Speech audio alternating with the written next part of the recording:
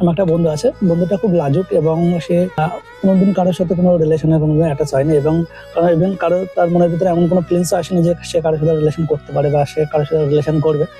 তো যাই হোক, এখন বন্ধুটা একদিন আমরা সবাই মিলে ঘুরতে গেছে। সবাই মিলে ঘুরতে গেছে মানে বন্ধু বান্ধব সবাই একসাথে মিলে ঘুরতে গেছে, সেও গিয়েছিল সাথে।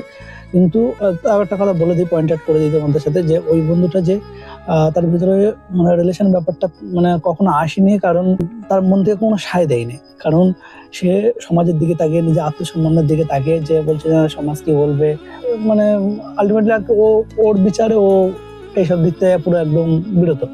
তো যাই হোক, তো একদিন আমরা সবাই মিলে ঘুরতে গেছি।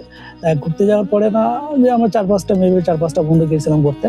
তো আমরা ঘুরতে যাচ্ছি, ঘুরতে গিয়ে না এবারে হয় না লাভ এট ফার্স্ট সাইট যেটা, সেটা সেই বন্ধুর সাথে ঘটেছিল। এখন তোমাদের মনে প্রশ্ন যে কেন তোমার বন্ধু তো বলছিল যে এইসব দিতে বিরত কোনো হয় না। তবে একটা কথা তোমাদেরকে বলে রাখি যে ভালোবাসা মানুষের কখন কোন সময় কোন দিকটা হয়ে যাবে সেটা নিজেরাই বুঝতে পারবে না। কারণ লাভ এট ফার্স্ট সাইট সবার মধ্যে হয়, তার মধ্যে হয়েছিল।